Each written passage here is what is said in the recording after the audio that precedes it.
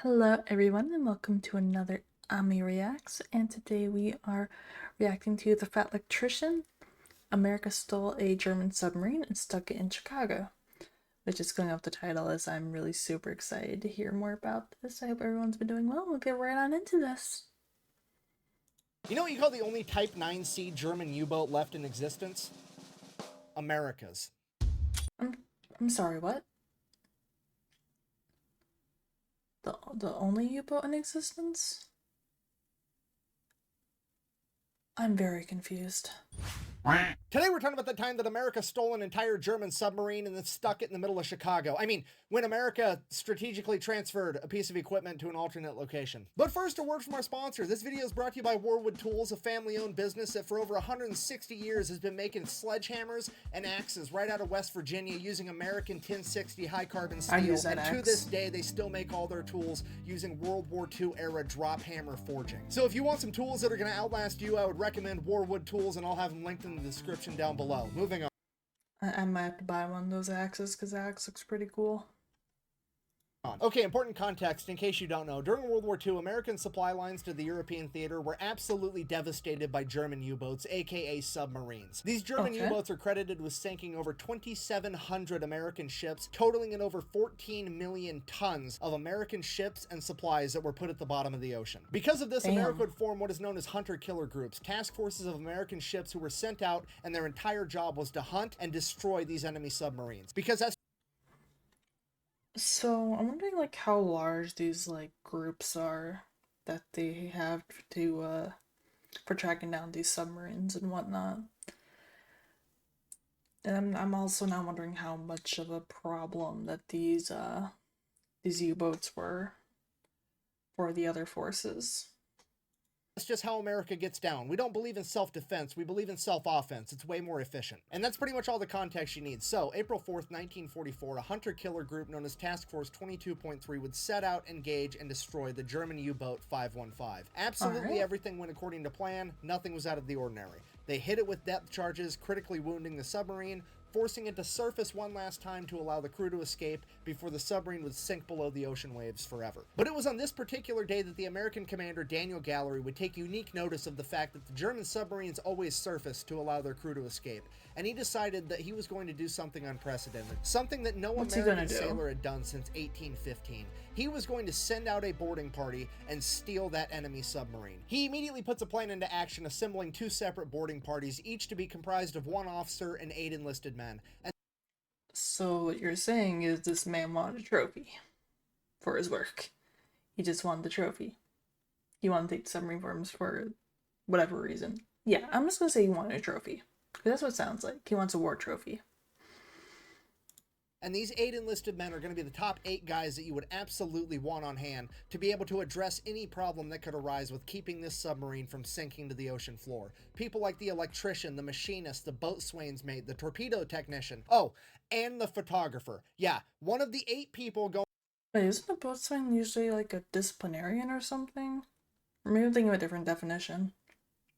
Going on the extremely dangerous and important mission is going to be a photographer because, you know, pics or it didn't happen, right? America's about to do some gangster shit. You best believe we're going to designate somebody to stand in the corner with the camera and yell "World Star" while we do it. June 1st, 1944, Task Force 22.3 receives intel that there's an enemy submarine operating off the coast of Africa. That submarine would turn out to be U-boat 505, and they would head to it immediately. And this poor U-boat has absolutely no idea what's coming for it, because at this point in time, this task force is comprised of the flagship and escort carrier, the USS Guadalcanal, as well as 5 destroyer escorts, the USS Pope, the Pillsbury, the Jinx, the Chatelaine, and the Flaherty. And if you don't know what a destroyer escort is, at this point in time, it is a ship that has one job and one job only, and that is to fuck up enemy submarines. Okay, this hunter-killer group is rolling up on this U-boat like Debo on a beach cruiser. Somebody's about to have a bad day, and it's probably not going to be them.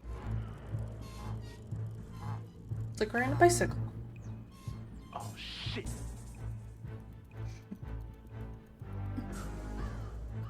Oh my god. June 4th, 4th, 1944, after 3 days of chasing down this U-boat, they would finally catch up to it, and the USS Guadalcanal would immediately scramble 2 Grumman F-4F Wildcat fighters as the rest of the destroyer escorts made their way towards the submarine. U-boat 505 was already submerged and underwater, but the Grumman F-4F Wildcat pilots are able to see the long dark shadow of the submarine underneath the water because it's broad daylight. And once they confirm that it is in fact an enemy submarine, the destroyer escorts begin loading their hedgehogs to fire upon it. If you don't know what a hedgehog is, it is the most feared anti-submarine weapon in all of World War II. It is like a fully automatic mortar capable of firing over a wide area. Once these mortars hit the water, they can plunge into the depths of the ocean at 33 feet per second, and as soon as they make impact with anything, they will explode and destroy it. The hedgehogs would detonate early, not scoring a direct hit, but still rocking and damaging the submarine, jamming its propeller, and putting out its lights. Quickly realizing they hadn't done enough damage, the destroyer escorts above would begin launching depth charges. The depth charges would rupture the hull of U-boat 505, and the entire submarine would be forced to surface one last time as a hatch would open and all the German sailors would begin flooding out onto its deck and into life rafts. At this point, the American boarding party grabbed their Tommy guns, hopped in their whaling boat, and made their way over to the submarine. They received no resistance from the Germans as they made their way down the hatch into the sub and began working on it to try to save it. Okay, time out. I need to make sure that you fully grasp how ridiculous what these 9 Americans are about to do actually is. Okay, you have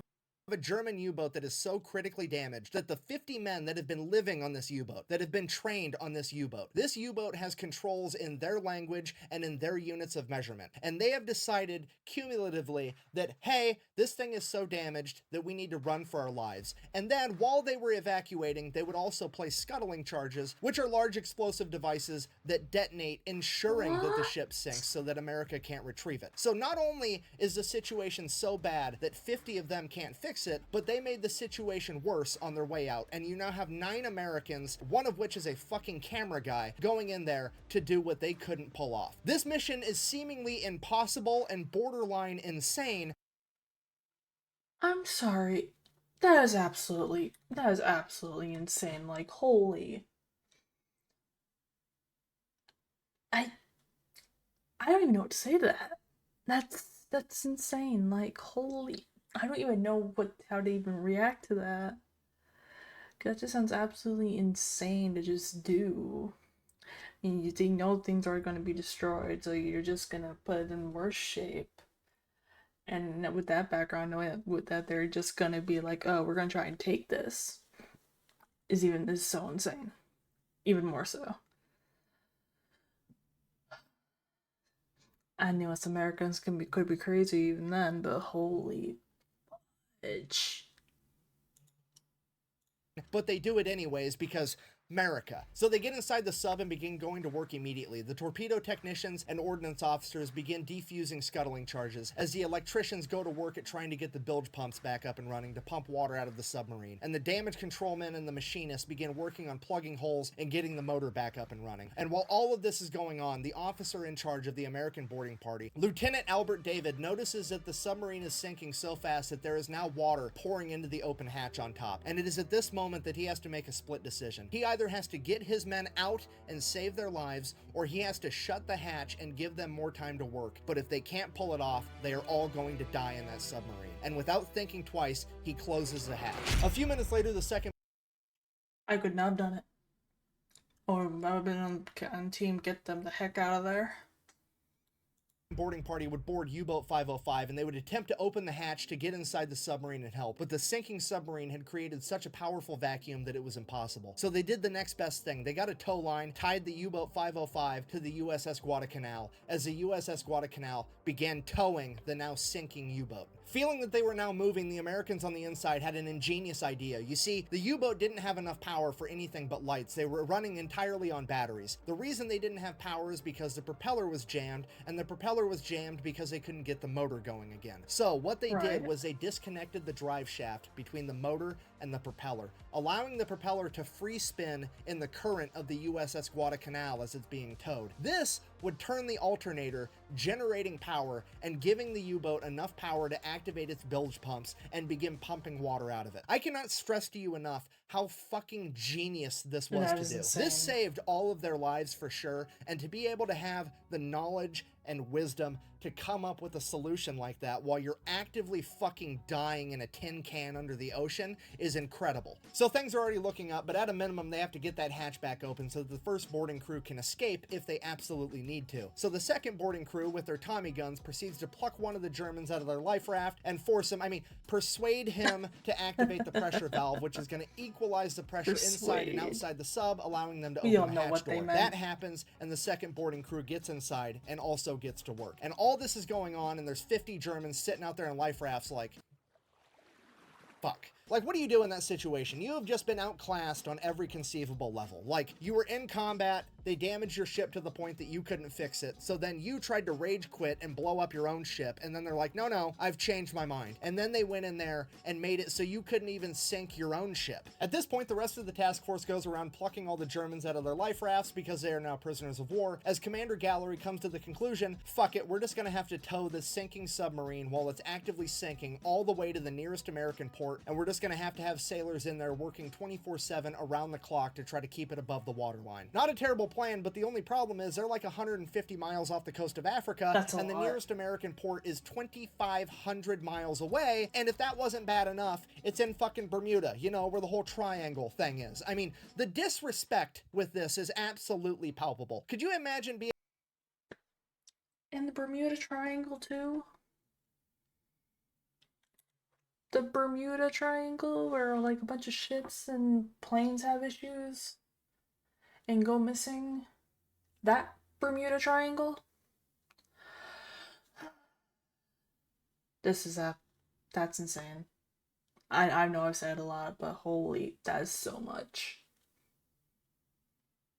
and one of these Germans sitting there like, not only are you not allowed to sink your own ship, you're not even allowed to rage quit. The Americans come in, steal your shit, and now they're gonna joyride it through the Bermuda Triangle and not even lose it just to flex on you like that? It's ridiculous. So they get everything buttoned up and they get underway, headed out to Bermuda. At which point, a couple days later, the commander of the German submarine wakes up in the infirmary on the USS Guadalcanal. Apparently, he had been hit in the head and lost consciousness for a number of days. At which point, Commander Gallery comes down to have a conversation with him, and he's like, hey, here's the deal. We stole your sub. We're towing it to the Bermuda Triangle for a joyride. It's gonna be great. The German commander absolutely refuses to believe him. He's like, that's not possible. I had 50 dudes. They weren't able to save that sub. We scuttled it on the way out for insurance. There's no way that you managed to keep that sub from sinking. At which point, Commander Gallery is like, oh, well, here's all the shit from your office that's distinctly not waterlogged.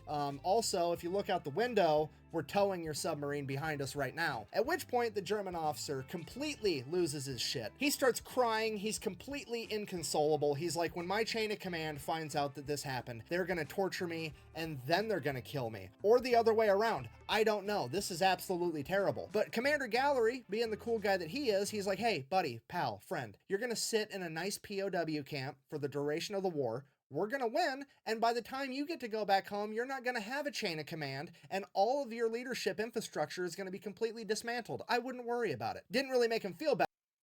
The chain of command that the people you consider the chain of making everybody smith is no longer going to exist by the time they're free. Checks out. But I thought it was funny. Now, so they're still making their way towards that big triangle thing, but pulling this submarine and keeping it from taking on water is a constant struggle, and it's starting to look like they're not going to be able to keep enough water out of this submarine long enough to get it all the way to Bermuda. So they start interviewing Germans, trying to find one with technical knowledge that would be willing to help them keep it afloat. And that is when they come across a young German sailor by the name of Felix Ewald, and he would inform them that not only is he not German, he's definitely not a Nazi, and he's certainly not a fan. He was conscripted when the Nazis invaded Poland, and he was basically being forced to be there, and he'll be so happy to help the US out.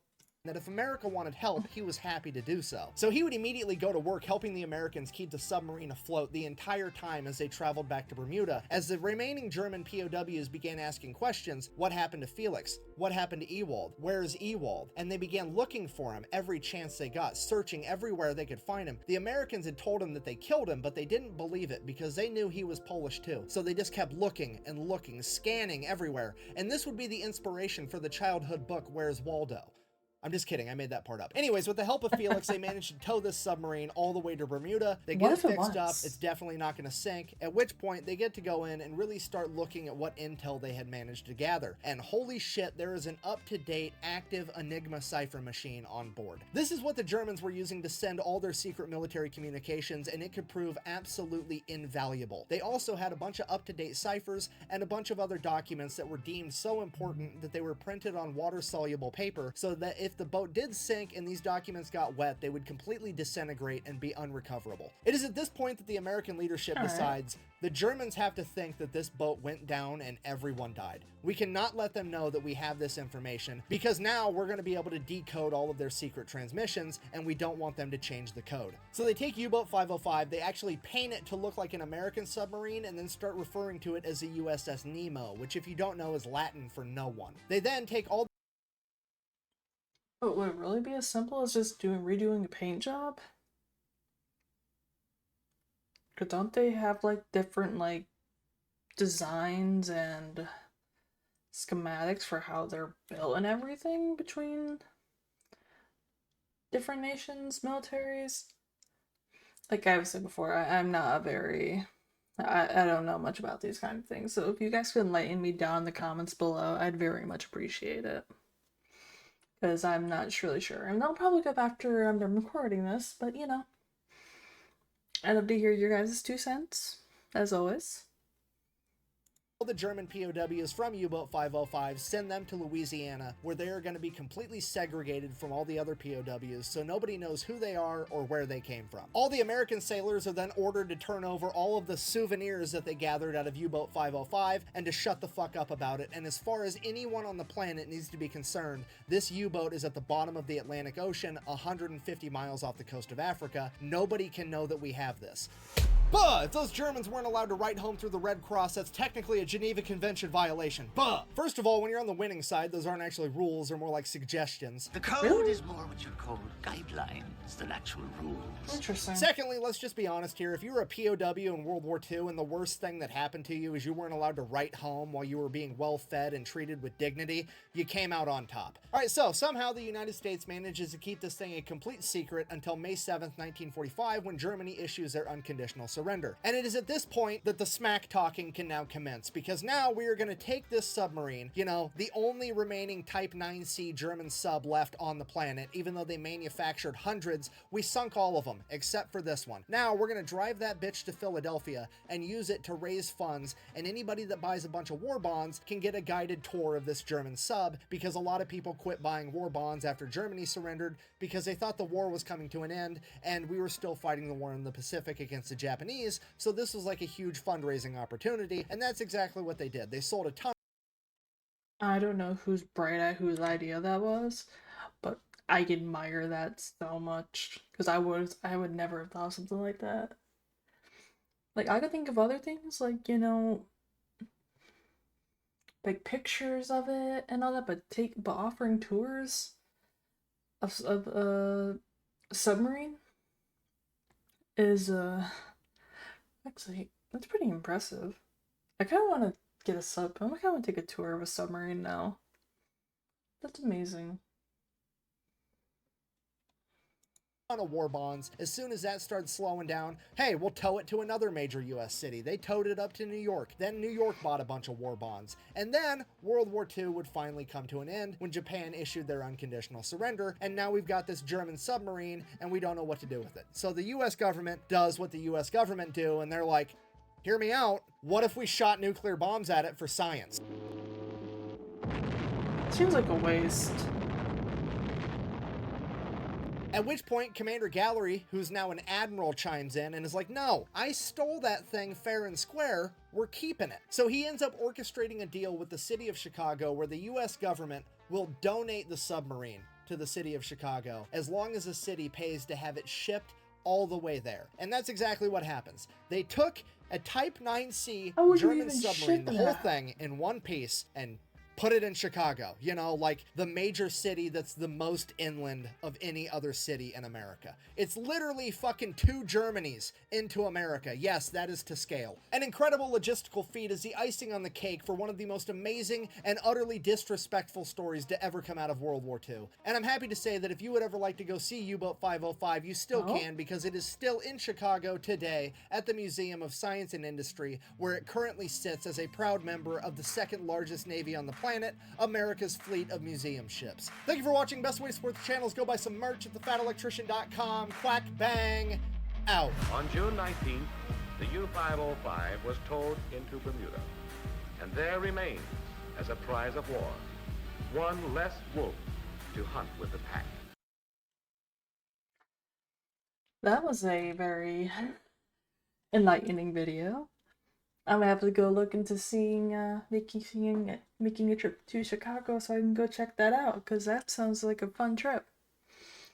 As always, linked as always, if you're not following or subscribed to the Fat Electrician, I strongly suggest it. Subscribe, because they make amazing content.